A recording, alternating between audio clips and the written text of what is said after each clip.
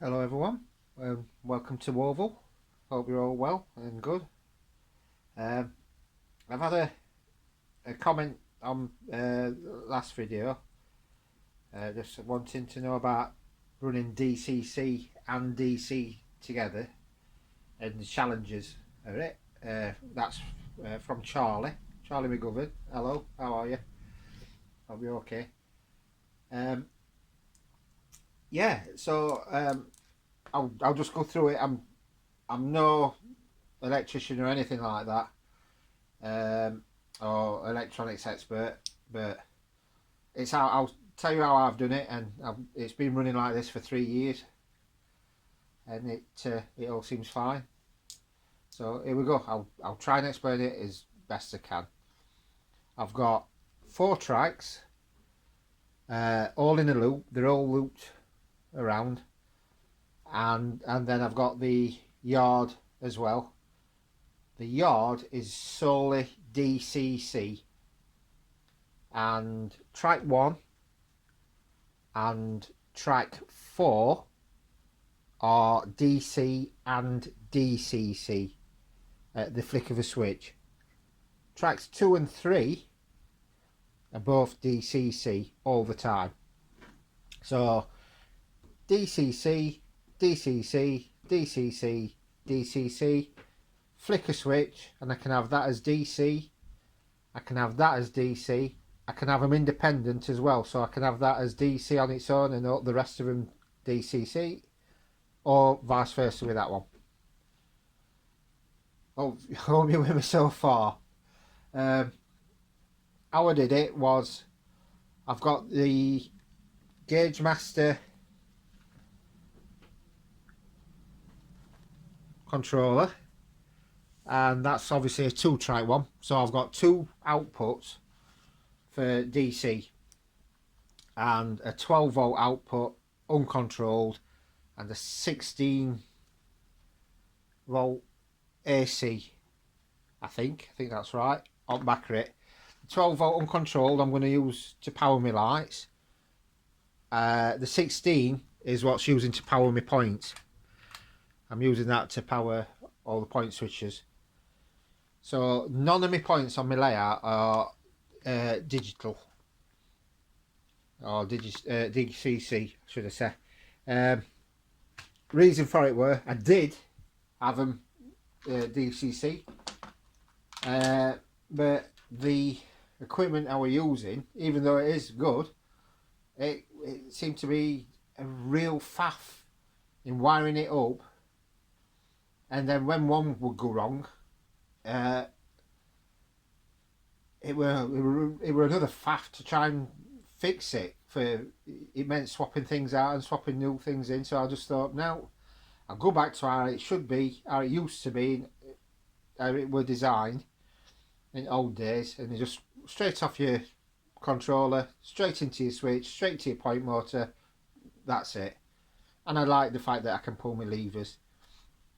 I really like the Hornby levers. I'm thinking of upgrading to them. After watching Alan Reynolds' video at Buckland, he's got a lovely setup switches, and I like that, so I think I might go for that. Anyway, back to where I were. So underneath this section all the way around, except it doesn't actually go a full circuit, it stops at each end, so it's like a circle with cutting it really. Each one is a bus wire, so I've got a pair of bus wires for track 1, a bus wire for track 2 and 3, so there's one there, and then a separate bus wire for track 4.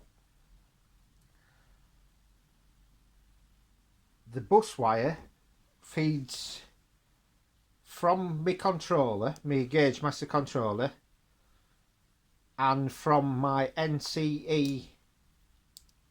No, that's wrong. Hang on, that's wrong.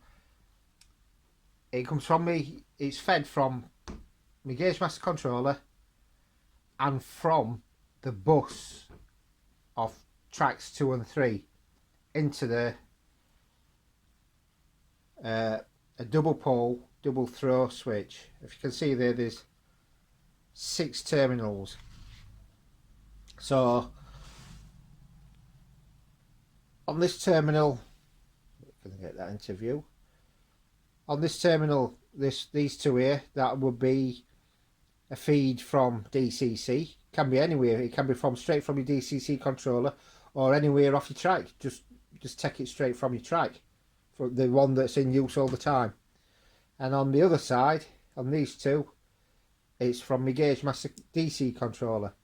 So obviously you switch that way, then it's this side that becomes live with whatever you've got in there, and switch that way, it's that one. And then whatever comes into there goes out through the middle, and that's where you connect it to your track. So it's from the centre pins to the track on both of them. So I've got 2 switches, and so and that's how I did it really. So I've got power coming in from DC, flick a switch, it goes to DC, flick it again the other way, and it'll take power from that through the switch onto that track, and that's how I can run DC, DCC, DC, DCC. The challenges are running both. It's going to sound really daft, whether it's just me getting a bit older. I'm forgetting what locos have got chipped in them. So the other week I fried a chip on me DMU. I'm sorry about that chap over there hiding behind me A4. Yeah, I got him sat on the DC track 1, and I turned my power on, and I flicked it onto DCC. Sorry, I flicked it onto DC, and I fried it because I had him sat on it. I was trying to turn the wrong controller for the wrong track. Totally my fault, and I ended up paying the price of having to go out and buy another chip. So yeah, it can be challenging, and you've got to make sure that, what I always make sure now is I make sure that all my switches are set to 0, set to off. I'll just show you these now, if I can do it without pulling everything. Let's have a look. There's my switch set up. So as you can see, move them out of the way.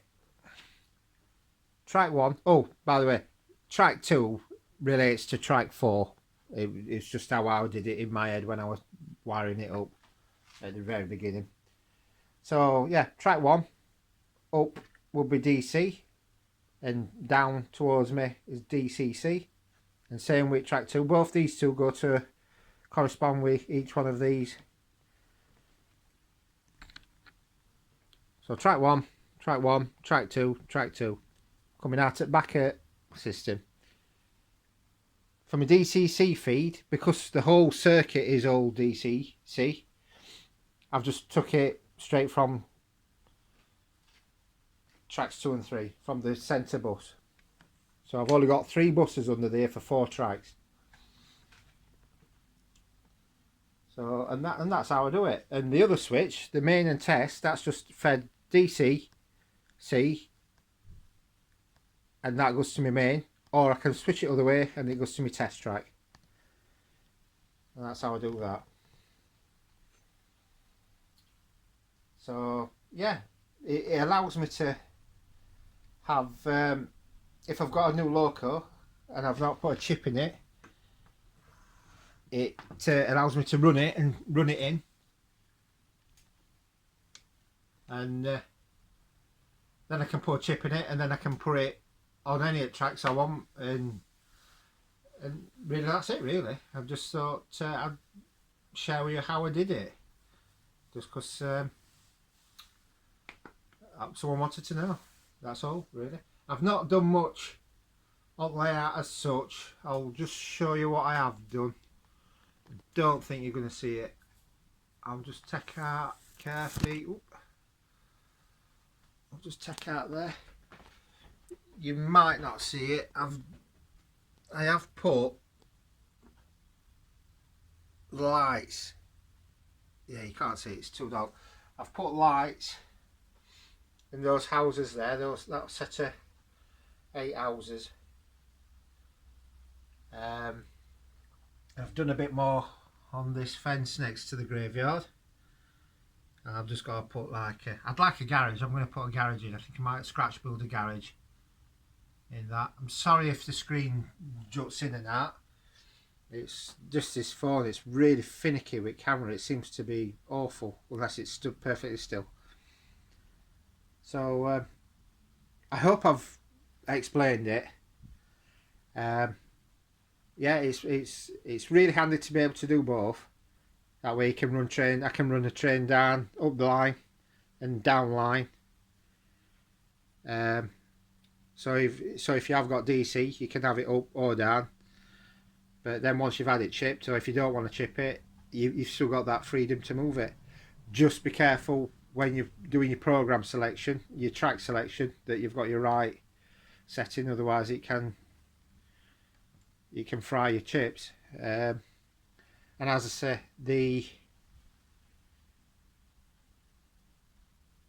depot is all DCC. I weren't going to mess around with that. It's just really for running in.